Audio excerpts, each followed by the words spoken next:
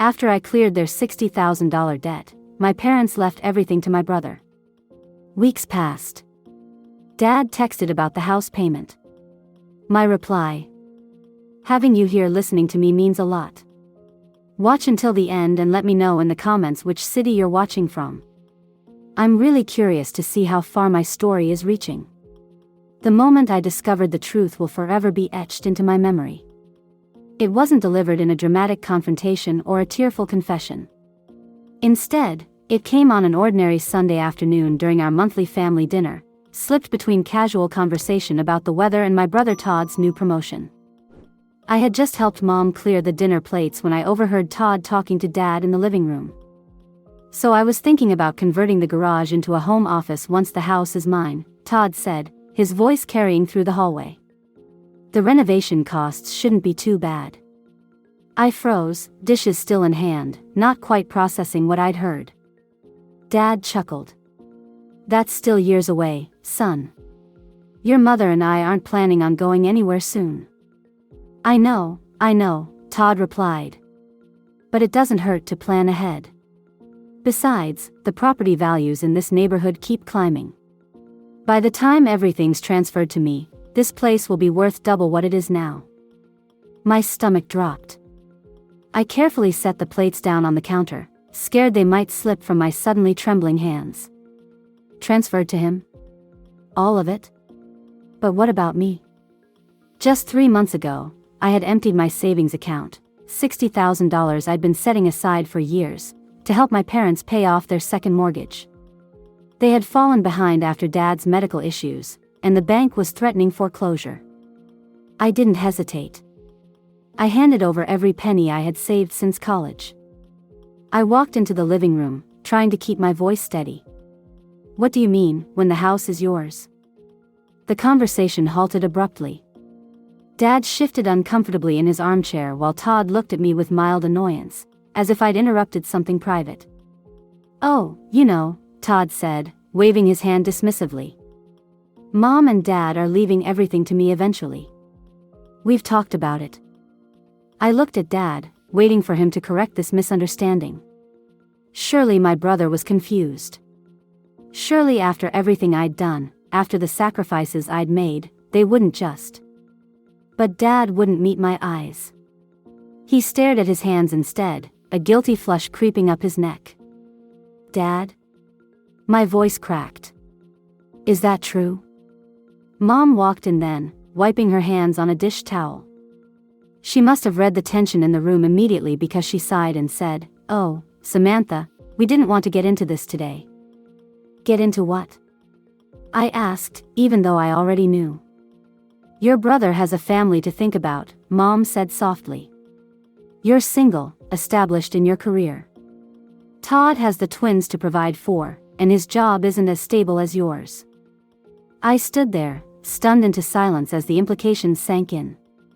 After years of helping them financially, the down payment for their car, the repairs on the roof, and most recently, the massive debt I'd paid off, I was being written out of their will entirely.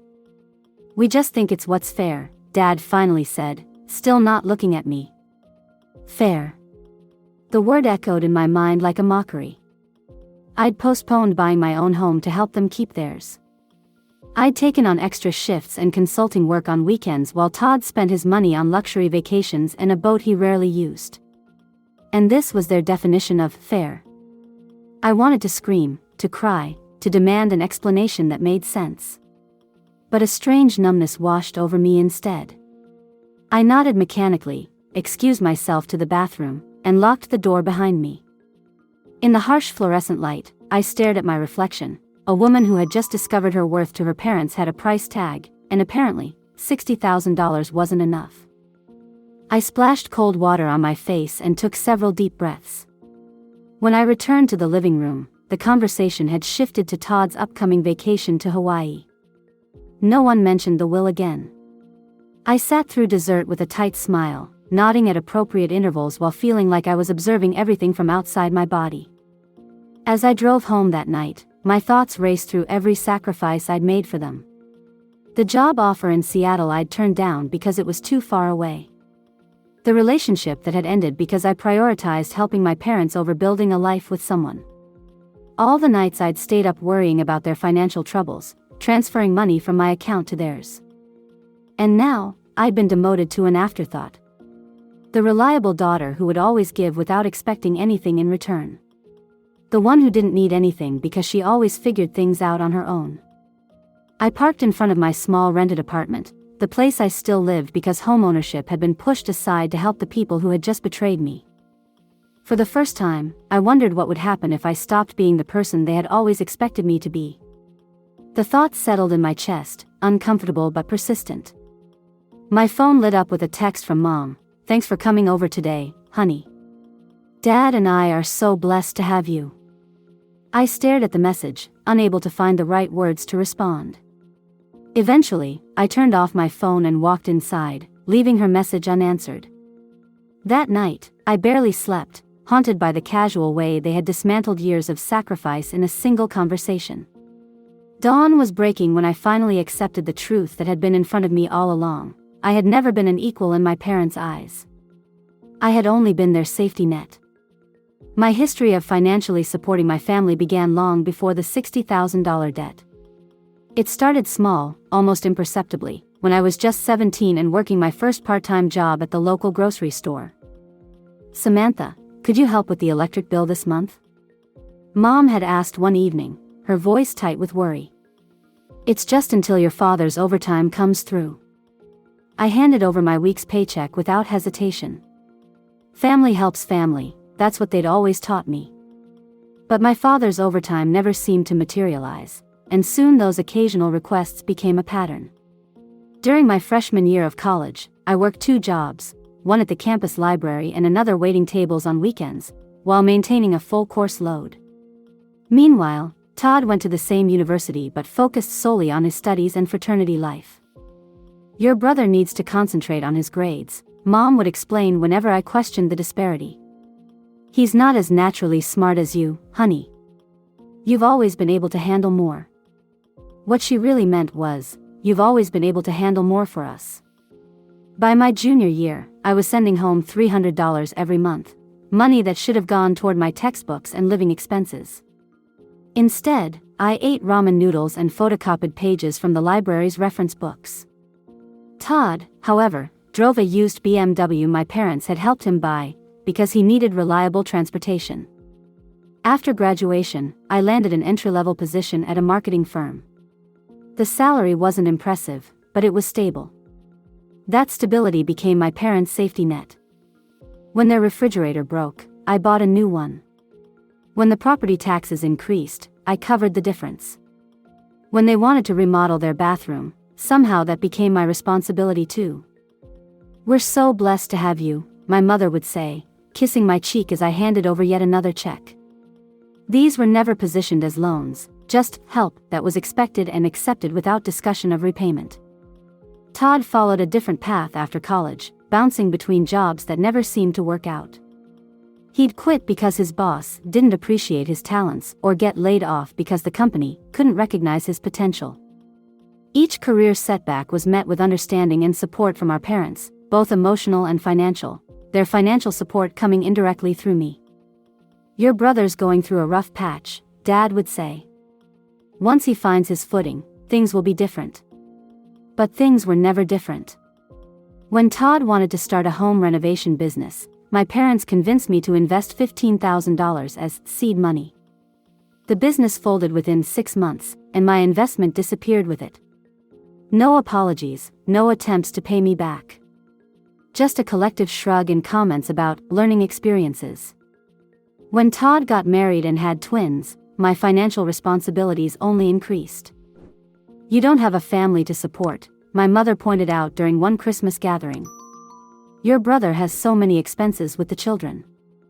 The irony that I couldn't afford to start my own family because I was too busy funding everyone else's needs was apparently lost on her. Through my late 20s, I lived in the same small apartment, drove the same reliable but aging car, and postponed my own dreams while watching my parents and Todd enjoy comforts that my income had helped provide. I told myself it was temporary, that someday they would recognize my sacrifices and things would balance out.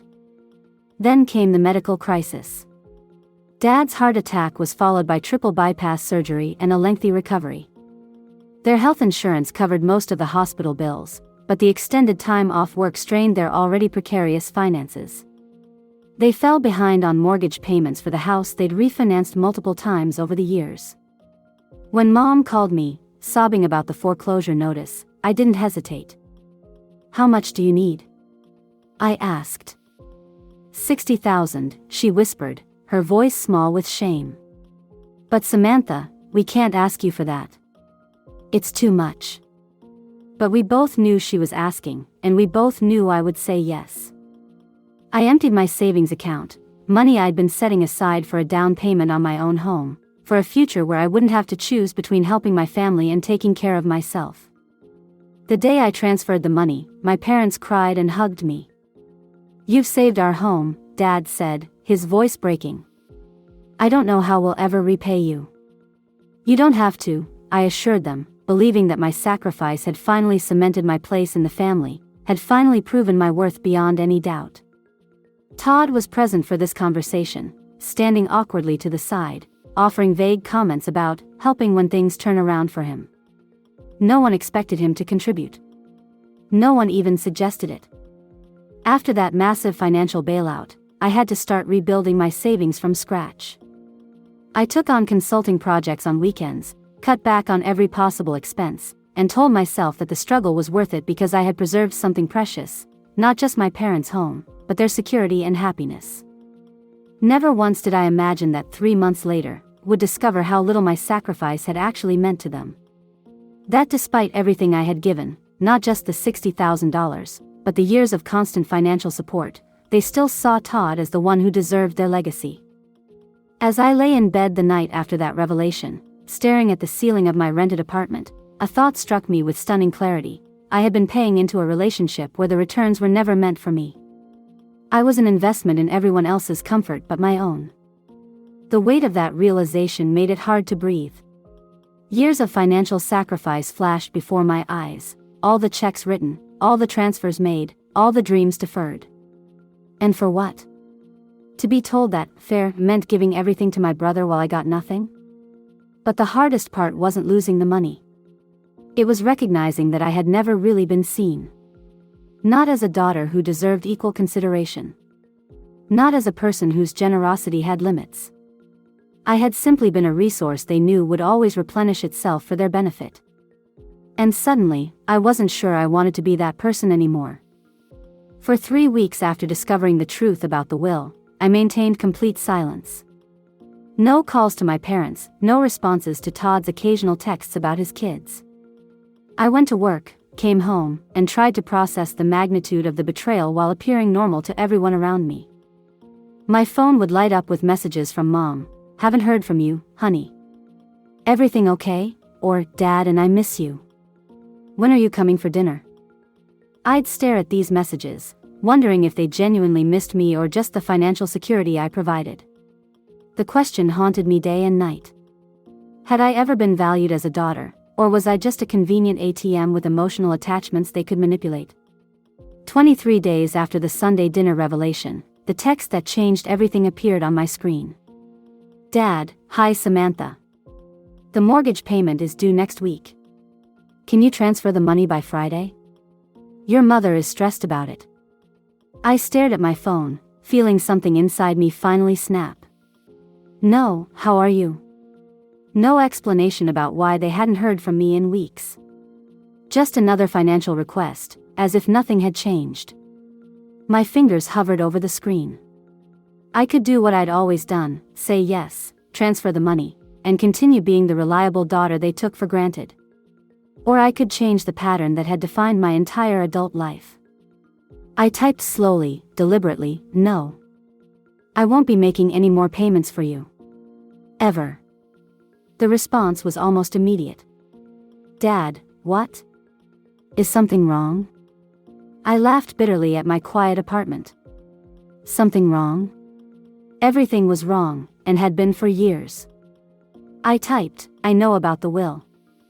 I know everything is going to Todd. I've paid my last bill for this family." 3 dots appeared, disappeared, then appeared again. Finally. Dad, we can talk about this, Samantha. Don't be hasty. Translation: we can talk once you've calmed down and are ready to continue fulfilling your role as our financial support system. I turned off my phone and went to bed, a strange lightness spreading through my chest despite the tears streaming down my face. For the first time in years, I had said no, not just to a financial request, but to the entire dynamic that had slowly drained my resources, dreams, and self-worth. The next morning, I walked into my bank and canceled all automatic payments to my parents' accounts. The mortgage assistance, the utilities, the car insurance, everything I had been quietly funding without acknowledgement. "Are you sure about this, Ms. Reynolds?" the bank manager asked, eyeing the list of cancellations. "More sure than I've ever been about anything," I replied, my voice steady. As I left the bank, my phone buzzed with a call from Mom. I answered, steeling myself. "Samantha, what's going on?" Her voice was high with anxiety. "Your father told me what you said. We need to discuss this like adults." "There's nothing to discuss," I said calmly. "I've canceled all payments to you and Dad. I've paid my last bill." "But honey," she stammered, "the mortgage is not my responsibility," I finished for her. "It never was. I've just been conditioned to think it was. After everything we've done for you?" Her voice shifted from anxiety to indignation. "This is how you repay us?" The irony of her words wasn't lost on me. "What exactly have you done for me, Mom? Besides teach me that my only value to this family is financial? That's not fair. We've always loved you. Just not enough to treat me equally with Todd," I said quietly. "Not enough to acknowledge the sacrifices I've made while he contributes nothing." "Your brother has children," she began, the familiar refrain. "And I have a life," I interrupted. "A life I've put on hold for years to help you and Dad. A life I'm finally going to start living for myself." There was a long silence, and when she spoke again, her voice was different, calculating. "So that's it? You're abandoning your family when we need you most?" "I'm not abandoning anyone. I'm just not your bank anymore." The call ended shortly after, with my mother in tears and my father shouting in the background about ungrateful children. That evening, the texts started flooding in. "Todd, what the hell, Sam? Mom's crying because of you. Real mature. Dad, I'm disappointed in your behavior. This isn't how we raised you. Mom, please reconsider. We can't lose the house. Where would we go? Aunt Linda, your mother called me sobbing. What's going on with you? Uncle Robert, family helps family. You know better than this." I read each message, feeling a mixture of guilt and resolve. They were pulling out all the stops: shame, guilt, obligation, family loyalty. Tools that had worked flawlessly for years. But something fundamental had changed. I no longer saw their requests as reasonable expectations of a loving daughter. I saw them for what they were: manipulation tactics designed to keep me in my assigned role. That night, I drafted an email to my parents, struggling to find the right words for years of hurt. For too long, I've been the family's safety net without acknowledgement or reciprocity. I've given until there was nothing left to give. I've supported you financially while Todd has been exempted from any responsibility. And after all that, I discovered I'm not even considered an equal in your will. I will always love you, but I won't continue this pattern. You have options. You can sell the house and downsize. Dad can come out of semi-retirement. Todd can finally step up. But whatever you decide, it will be without my financial assistance. This isn't about money. It's about respect, appreciation, and equality, none of which I've received despite years of sacrifice. Samantha. I hit send, turned off my phone, and slept through the night for the first time in weeks. The immediate aftermath of my decision was like watching a house of cards collapse in slow motion. Within 2 weeks, the carefully constructed facade my family had maintained began to crumble from the foundation up. My mother called daily, her messages evolving from tearful pleas to thinly veiled threats. "The family Christmas gathering is at Aunt Meredith's this year," she said in one particularly pointed voicemail. "Everyone's asking about you. I don't know what to tell them about why you've abandoned us." I didn't call back. Let them wonder. Let them talk. For once, I wasn't going to scramble to preserve anyone's reputation but my own.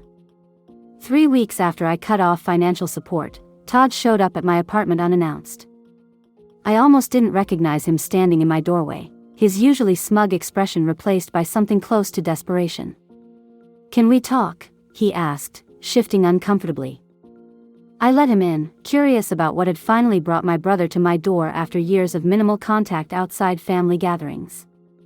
He sat rigidly on my couch, looking around my modest apartment as if seeing it for the first time. Perhaps he was. Todd had never shown much interest in my life. "Mom and Dad are struggling," he began, his voice uncharacteristically subdued. "The bank called about the mortgage." I nodded but said nothing. "I don't understand why you're doing this," he continued, frustration creeping into his tone. "They're getting older. They need help." "They need help," I repeated slowly. "But not from you, right? Just from me." Todd's face flushed. "My situation is different. I have the twins Anne. And I've been paying for everyone's comfort for years," I finished for him. "Including yours. That's not fair."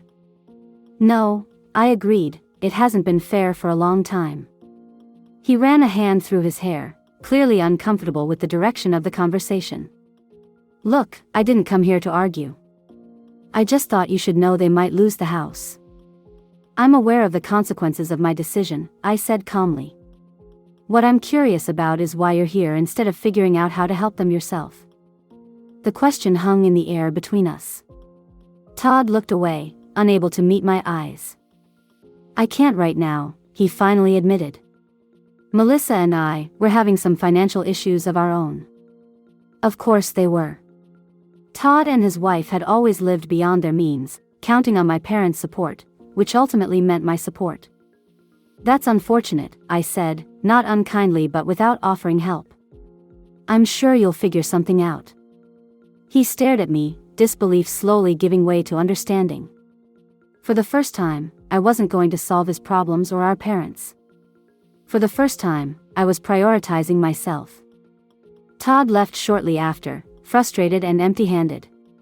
As I closed the door behind him, I felt a strange mixture of guilt and liberation.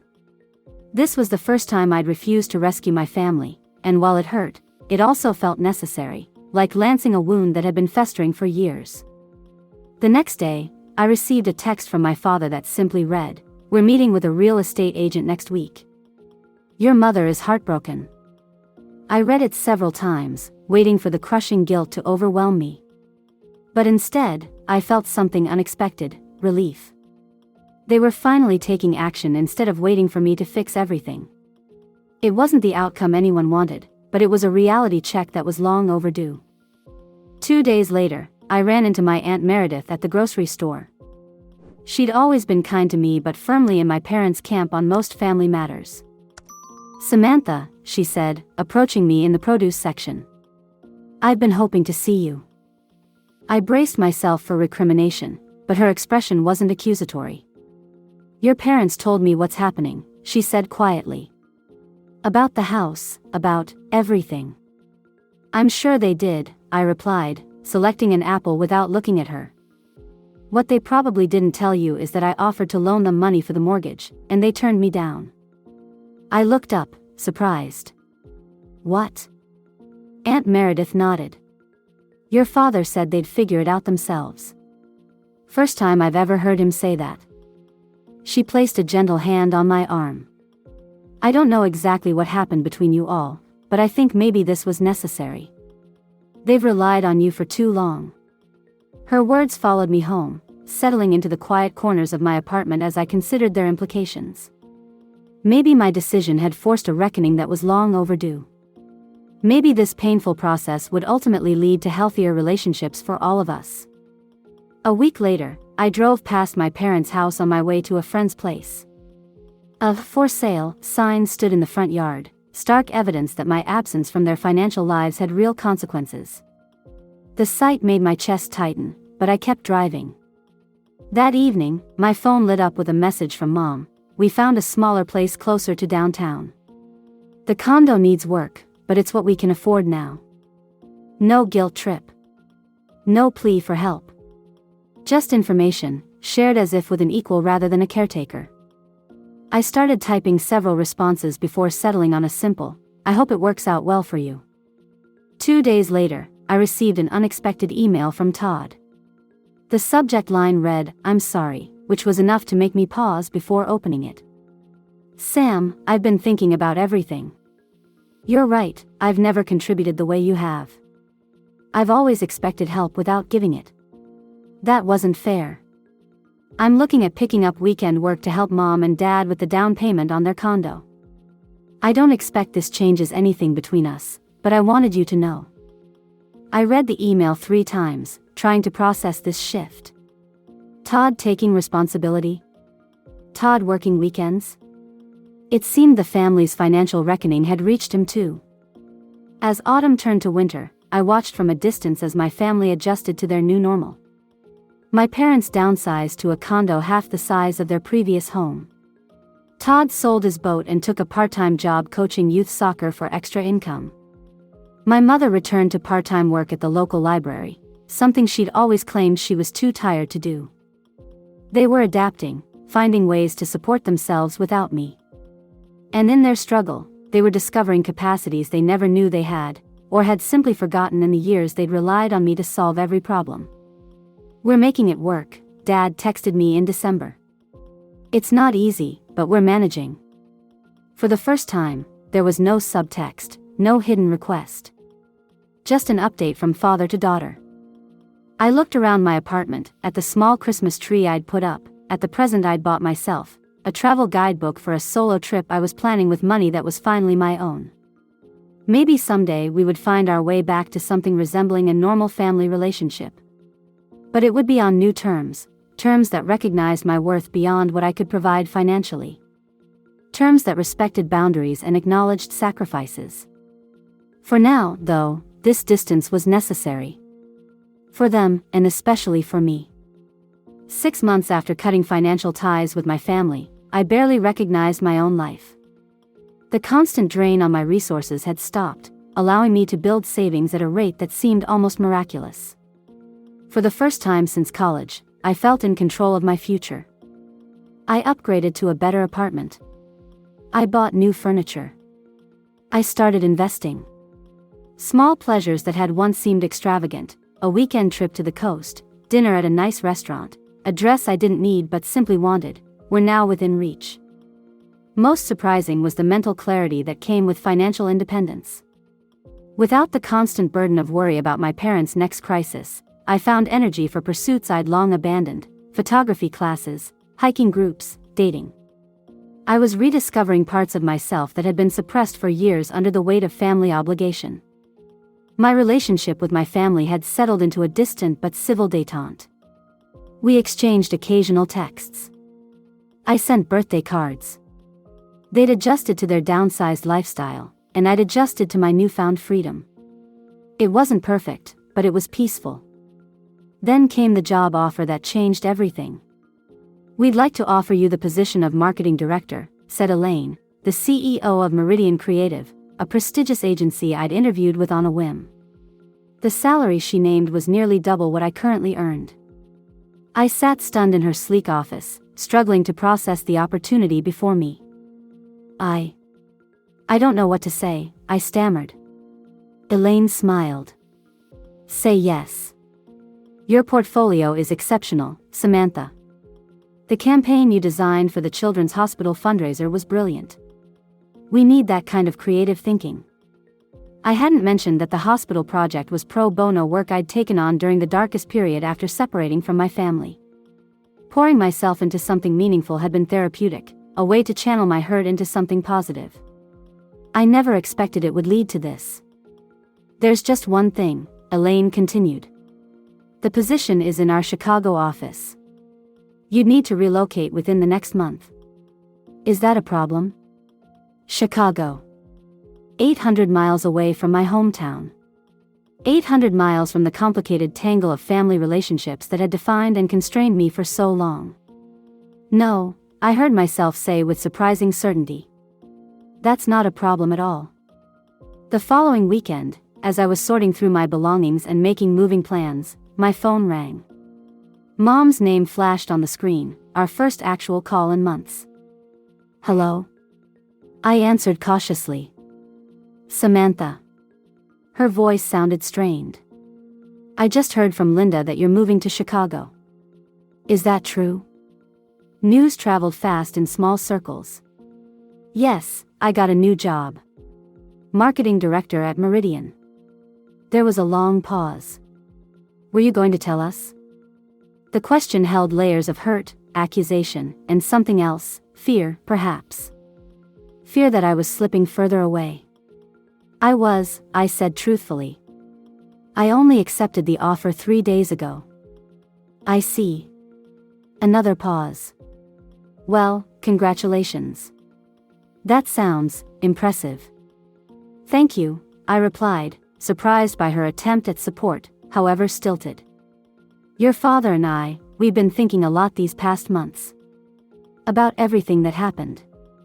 I held my breath, unsure where this was going. We haven't been fair to you, Samantha. For a long time. The admission seemed to cost her something. We took you for granted. Expected too much. I sat down on my half-packed couch, unprepared for this turn in the conversation. The thing is, she continued, her voice wavering, we'd like to see you before you go. Maybe have dinner? The four of us. The invitation hung between us, weighted with years of complicated history. Part of me wanted to decline, to protect the hard-won independence I'd established. But another part recognized this might be an opportunity for closure, or at least understanding. Okay, I said finally. But not at your place. Somewhere neutral. We agreed to meet at a restaurant the following evening. I spent the day cycling through anxiety, resolve, and a cautious hope I was afraid to fully acknowledge. When I arrived at the upscale Italian place my mother had chosen, they were already seated, Mom, Dad, and Todd, at a corner table. They looked smaller somehow, less imposing than the figures who had loomed so large in my mind. Samantha, Dad stood, awkwardly offering a half-hug I stiffly returned. You look well. Thanks, I replied, taking my seat. So do you. An uncomfortable silence fell as we studied our menus, no one quite ready to bridge the chasm between us. Finally, Todd cleared his throat. I got a promotion, he said. Regional manager. Better pay, better hours. Congratulations, I replied, genuinely pleased for him. That's great. It means I can help Mom and Dad more now, he added, meeting my eyes directly. I've been helping with their bills for the past few months. The statement hung in the air, significant. Todd was acknowledging his responsibility, perhaps for the first time. My mother reached across the table, hesitantly placing her hand over mine. We're so proud of you, Samantha. This new job sounds amazing. Chicago is lucky to have you. The words struck me like a physical blow, not because they were cruel, but because they were kind. Because they were what I'd wanted to hear for years. We've made changes to the will, my father said abruptly, his eyes fixed on his water glass. Equal shares, between you and Todd. It should have been that way all along. I stared at him, searching for signs of reluctance or resentment, finding only regret. We can't undo the past, he continued, finally meeting my gaze. But we'd like to try to do better.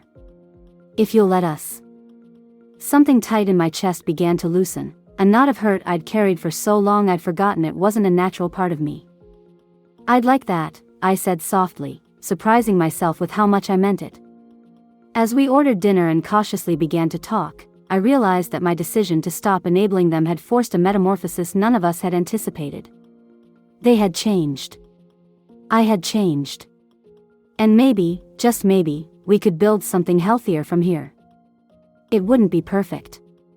Years of ingrained patterns wouldn't disappear overnight. But for the first time, I sensed possibility where before there had only been pain. 1 year after accepting the position in Chicago, I stood on the balcony of my downtown apartment, watching the sunset paint the skyline in shades of gold and amber. The view still took my breath away, not just the city sprawled before me, but the expanse of possibility it represented. My life had transformed in ways I couldn't have imagined. At Meridian, I'd spearheaded campaigns that won industry awards and attracted high-profile clients. My team respected me. My ideas were valued. The confidence that bloomed in this environment had spilled into other areas of my life. I'd made real friends, started dating someone who appreciated my independence, and even begun saving for my own place. My phone chimed with a text from Mom, just checking in. "How's the weather in Chicago today?" Our relationship had evolved into something I'd never thought possible, a relationship between equals. Not perfect, still occasionally awkward, but genuine. We spoke weekly now, conversations free from financial undercurrents or subtle manipulations. They never asked for money. I never offered it. That chapter had closed. I texted back a photo of the sunset and a simple message, "Beautiful day. How are you and Dad?" Todd had stepped up in my absence, taking over the role of nearby support for our parents. He'd matured, finally understanding what it meant to contribute rather than just consume. We weren't close, too many years of imbalance created a gap not easily bridged, but we were cordial, exchanging occasional messages about work or family news. My parents had adjusted to their downsized lifestyle with surprising resilience. Mom had turned her part-time library job into a full-time position she genuinely enjoyed. Dad had joined a retiree volunteer group that renovated homes for low-income families, finding purpose in using his handyman skills to help others. The doorbell rang, pulling me from my thoughts. I went to answer it, surprised to find a delivery person with a large envelope. "Samantha Reynolds," he asked, extending a digital signature pad. I signed and took the envelope, puzzled. I wasn't expecting any deliveries. Inside was a thick document with a cover letter from my parents' lawyer, the same lawyer who had drafted the will that had triggered everything a year and a half ago. My heart raced as I unfolded the letter, scanning its contents with mounting confusion. "Dear Ms. Reynolds, at the request of Harold and Linda Reynolds, I am forwarding the enclosed revised estate planning documents for your records. As you will note, all assets have been designated for equal distribution between yourself and Todd Reynolds." The letter continued with legal terminology, but I barely registered it. Enclosed were copies of the new will, showing that my parents had indeed followed through on their promise of equal treatment. They hadn't needed to send this. They could have simply told me they'd made the changes. The fact that they'd taken this formal step, ensuring I had documentation in my possession, spoke volumes about their commitment to repairing what had been broken. I sat on my couch, documents spread across my coffee table, and felt the last remnants of bitterness finally dissolve. This wasn't about the money or assets, the actual value was modest after they'd downsized. It was about recognition. About being seen. About my sacrifices finally being acknowledged and my worth no longer being measured solely by what I could provide. That evening, I called my parents, our conversation flowing more easily than it had in years. We didn't directly discuss the will, we didn't need to. Its revision was merely a symbol of the deeper change that had occurred. They now saw me as a daughter to be valued, not a resource to be tapped. 2 months later, I received another unexpected communication, an email from my father with the subject line, "Thought you should know. Samantha. I've been thinking about how to write this for weeks. Your mother suggested I should just say it plainly, so here goes. The financial help you provided over the years, we're paying it back. We've set up a savings account and are depositing what we can each month. It won't happen overnight, but you will be repaid in full. This isn't about obligation. It's about recognition. What you did for us was extraordinary, and we failed to appreciate it at the time. Words aren't enough to express our regret for that. I know money can't fix everything that happened. The true debt we owe you can never be fully repaid. But we want to try, in whatever way we can. With love and respect, Dad." I read the email 3 times, tears blurring my vision. Not because I needed or expected repayment, but because his words acknowledged what I'd truly been seeking all along: recognition of my sacrifice and respect for my boundaries.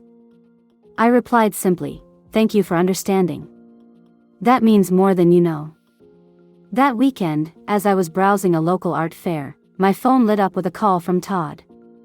We hadn't spoken directly in months, usually communicating through brief texts or family group chats. "Hey," I answered, curious about the reason for his call.